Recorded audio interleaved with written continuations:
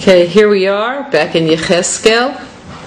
I'm going to review some of what we did very shortly, but I first want to dedicate the shir, as always, to Rachalea Bas Rav Chaim Tzvi, in whose memory the shir is. So we spoke about Yecheskel being the prophet of the exile, the one who has to bring the spiritual message of exile and its meaning to the Jews.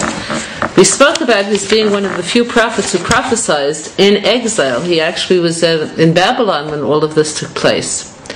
So here he is, as you remember from last time. He sees a storm, okay? Not just hears a storm, sees a storm. This is, of course, in the imagery of his prophecy. Coming from the north, hinting that the exile will come from there. But what he sees that a political analyst couldn't see, because at that point anyone could see that Babylon is north of Eretz Yisrael. He saw a brilliant fire surrounded by radiance. Meaning he saw that the destruction itself has an aura around it, an aura that's meant to symbolize Hashem's chesed. A radiance that isn't, a sort of radiance that isn't destructive, but is beautiful. It's taking the Jews, the destruction is taking the Jews to the realization of their true spiritual beauty. So in the midst of this storm, he saw 4 animals, and each one of them was different one from the other, and one of them had a human form. So each one of these animals that he saw in his vision had 4 faces, but each one had a predominant face. Okay, they also had legs, and their legs joined together and were like a circle. They had wings, and there were human arms under the wings. Okay, the wings were bound with each other, but there were also other wings which were not. So some of the wings covered their bodies and some of them covered their faces. So that's the description of what he saw so far. So again, let's notice what he saw so far. 4 different animals, wings that are both joined and not joined, covering both their bodies and their faces. Okay, these angels appear in the midst of fire. They have a single foot. Okay. And what else do we have? We have that, as we said already, each one has a predominant face, and these faces had distinct form. So the form was the face of an ox, the face of an eagle, the face of a lion, and the face of a human. So each one of these animals had all 4, but one would predominate and lead. Okay, this is what we got up to last time. Now we spoke a little bit about the symbolization of what he was seeing.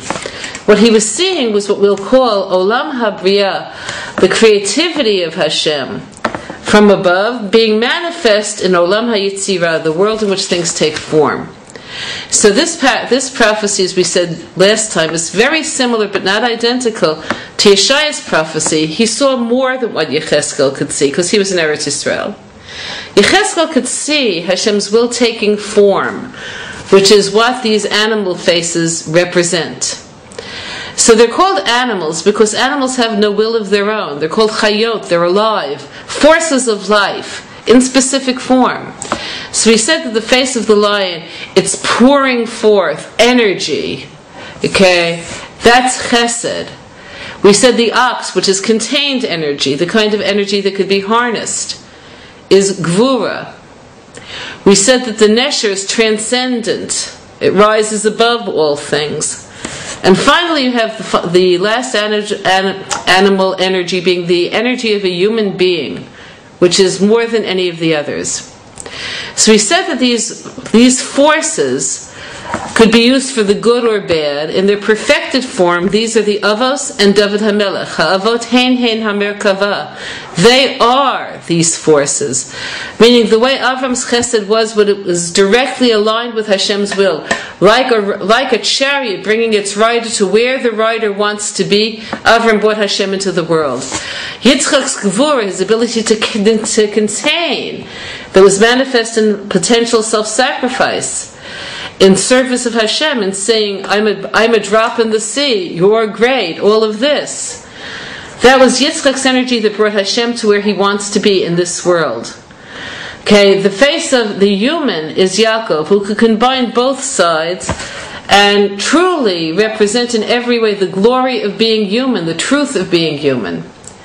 The eagle, the transcendent force, is Malchus, being able to be in this world and above the world at the same time, which was David, who throughout his whole life could find Hashem no matter where he was, no matter in what tumah he found himself, due to the wars he was fighting, even when he had to go chutz la'aretz, even when he was in a place of his own spiritual disorder in the incident of Bathsheba. So what we're saying is these are the ways to bring Hashem into the world. These ways could all be corrupted, so the four exiles also are energized by these same forces. The idea being that nothing could endure spiritually on the side of evil unless there's some perceived good attached to it.